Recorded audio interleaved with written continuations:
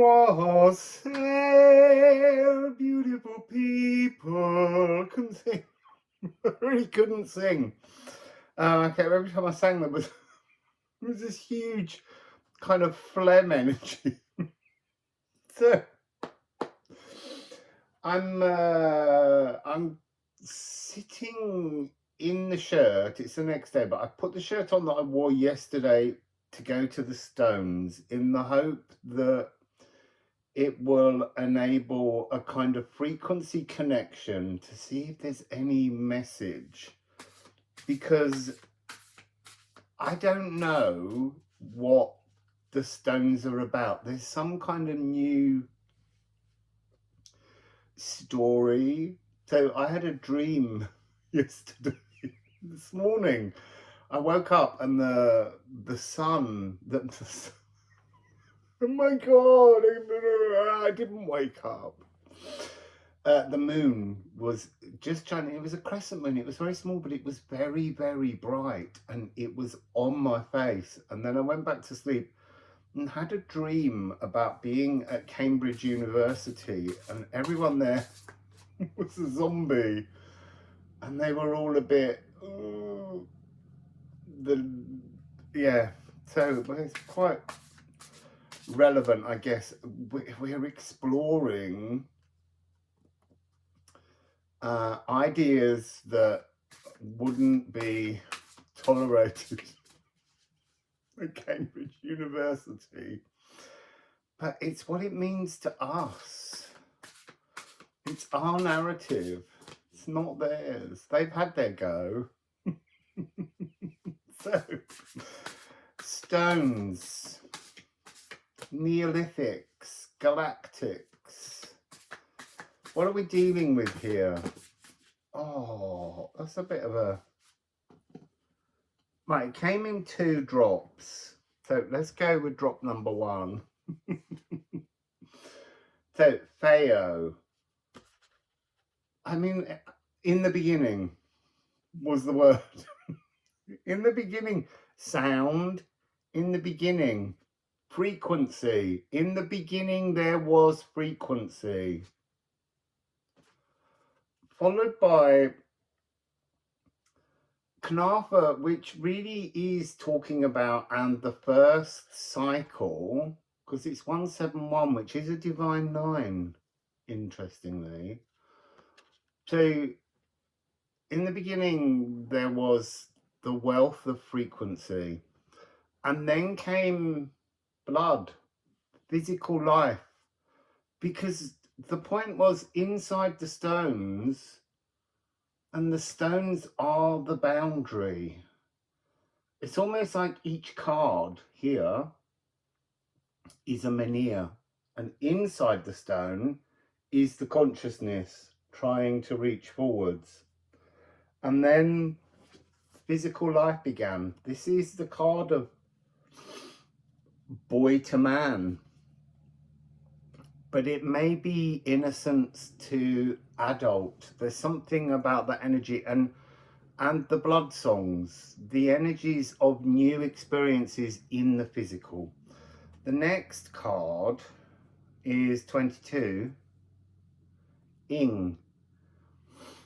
This is fertility. This is, agriculture, farming, no longer being nomadic, actually working with the land, collecting seeds, planting seeds. Oh, you see, that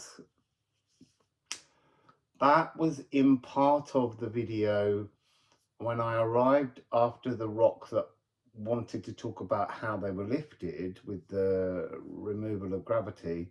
There was a rock that was all mossy and ivy, and I talked about how it was scattered with acorns. And I wanted to say, this is the tree of the seeding, or the rock of the seeding. There was a seeding frequency, and that's what this is. This is agriculture. This is caring, taking seeds, nurturing, watering, producing fertility. But it is Freyr. It's not his sister Freya, it's Freyr. It's the male fertility, just as this is the male rite of passage. And I'm not saying that only men get to do it. That's where we misunderstand this. It's about actioning in the physical. That's what we're doing. The intention is what we would call the feminine, which is in the esoteric, in the stones, inside the oracle, waiting to give us inspiration. And then we have 3-1, which I've obviously put my finger over. So this is the golden path, but it's also, it's ordinarily, it doesn't often come with this very simplistic, joyful, playful energy of rock pooling. It's coming across today as exploring a new energy, a freshness. It's like consciousness suddenly able to be inside human actioned form, and just the awe, the wonder, the joy of everything that you explore. Now, the second block begins with Gare. Gare is 12, which is a 3. Gare is also talking about this energy. Oh, that's interesting. It's doing something different, which is what I love most with the energies of symbols. So this was consciousness from the Gununga gap, from the nothingness, stepping across the threshold and being physically present. Now here, the consciousness has moved down to the heart. So there was something here that was just pure mindful pleasure. And this is now coming across so, interesting. So, initial wave of why the rocks were where they were and what they gave to the physical life. This is now what we're aligning with as we explore the rocks. They have a different energy and it's much more emotionally centered. And yesterday it was all about the water, marking the whale songs, the cosmic whale song. Oh my God, sorry. I'm picking up the next card. And then the next one and the next one. Oh, there's 5. Interesting. You can't see them. So, yeah, this energy of heart-centered bliss. This is a completely different frequency. Rivers opening up. What's the line? The astral rivers of the dream realms pour once more. Cambridge University, see? And the zombies. Oh, I want to say about that dream was that throughout everything where all the disturbing energies came up, I just felt completely calm. There was nothing in that dream that could have rocked me.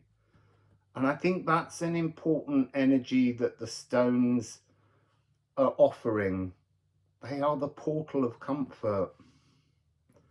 You see, that's that energy of 348. And it is hidden here. 3, 4, 8. I'm just saying that maybe for all of us, right at the moment, when you're tuning to this new astral possibility, maybe the confirmations will come with 3, 4, 8. And it's 3, because that's one coordinate, and 4, 8.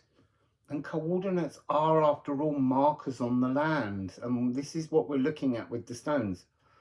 But the next card that we have, 12, 6, 6. Directly underneath 2, 2. Which is giving us 8, 8, which is self-actualized salvation as a number. Then look, it's followed with onwardness.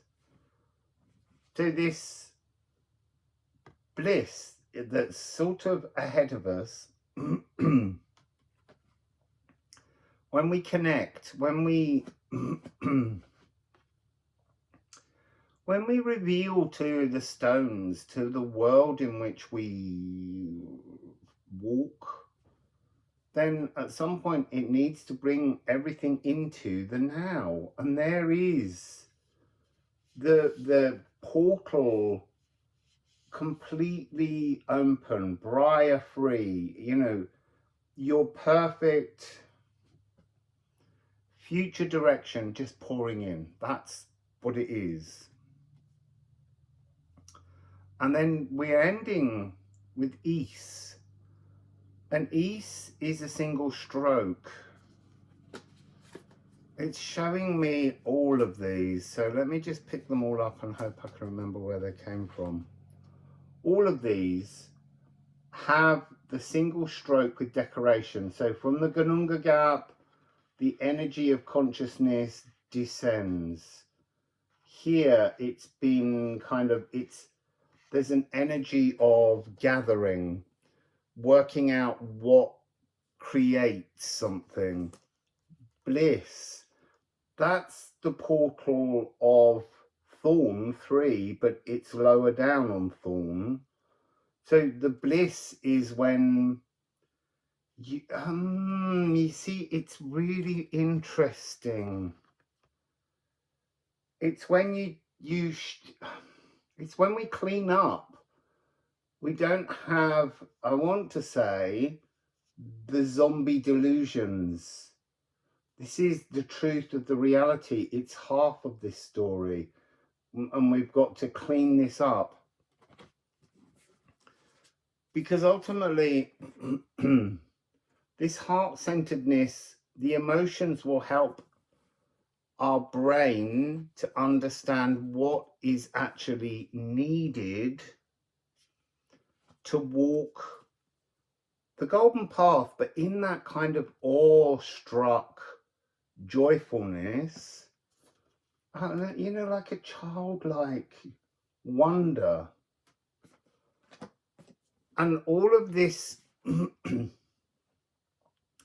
editing process is bringing us to East. East, although is marked as number 11, is actually, should somehow be card number 1 without the decoration. But I think here's the point that we're learning.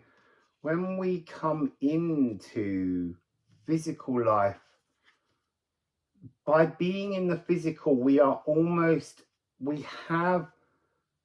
decorated with shadows. That's the way it's coming across. We're decorated with shadows, and we have to peel away the shadows until we can become this. And then this becomes the thread, the core essence of us, with no decoration, no unnecessary embellishments. And then this can be threaded through the eye hole of the needle and take us and root us into our new pathway, our new frequency. That's a lovely message.